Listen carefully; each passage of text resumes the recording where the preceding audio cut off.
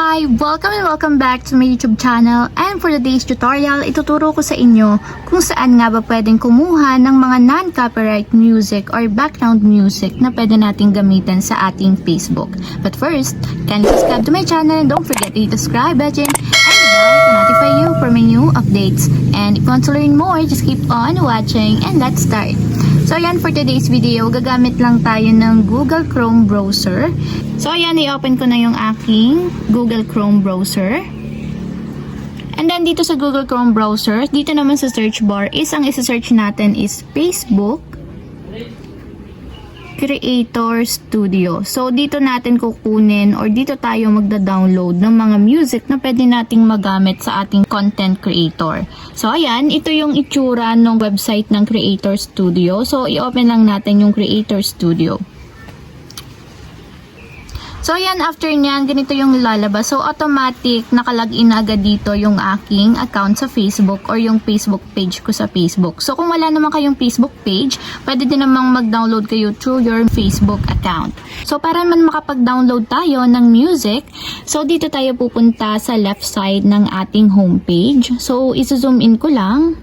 And ipapakita ko sa inyo yung mga settings dito sa side niya. So ayan, kung makikita nyo, maraming settings at options ang lalabas dito. So, ang hahanapin natin para makapag-download tayo is yung sound collection. So, ayan, kung makikita nyo, andito siya sa pinakang dulo, malapit dito sa My All Tools. So, kung wala naman kayong options or settings na sound collection na nakalagay dito sa my lower part, ang gagawin nyo lang is hanapin nyo naman yung edit. So, itatap nyo lang yung edit. And then, ganito na yung lalabas. So, ipapakita ko sa inyo, dapat dito sa Engage Audience, naka-enable yung sound collection. So, dapat may checkmark siya para mag-appear siya dun sa may homepage ng inyong Creator Studio. So, kung wala siyang checkmark, hindi siya mag-a-appear dito sa homepage. So, sasave ko muna siya. And kung makikita nyo, walang options dito na sound collection. So, ibig sabihin, kailangan muna natin siyang i-enable dito sa edit para lumabas yung sound collection. So, doon kasi tayo magda-download ng mga background music na mga hindi non-copyright since galing talaga siya sa Facebook Creator Studio.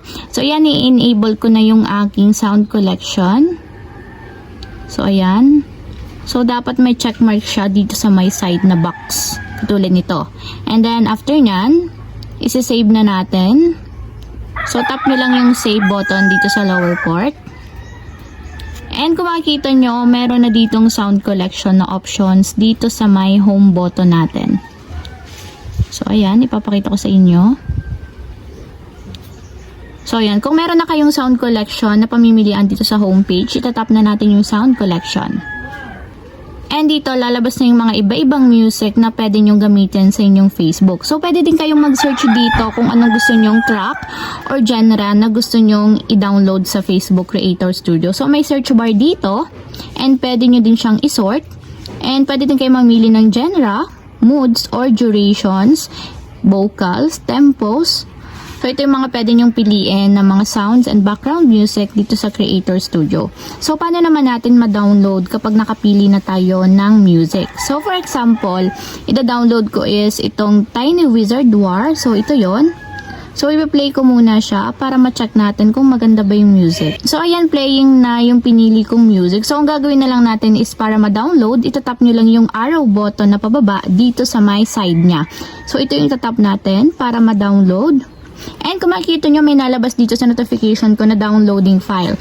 So, ibig sabihin, nagda-download na yung aking pinili na music mula sa Facebook Creator Studio. And once na matapos yung pagda-download yung music, automatic mapupunta siya sa inyong phone storage ng inyong mobile phone. So, yung phone storage is makikita nyo lang naman sa file manager ng inyong mobile phone. So, pupunta lang tayo sa storage and then my phone.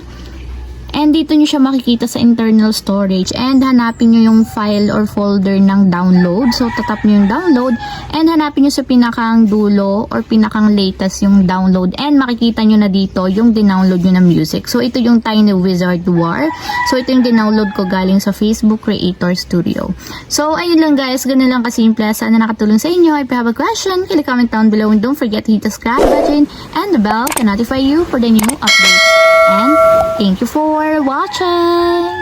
Living life every day, late at night, not okay.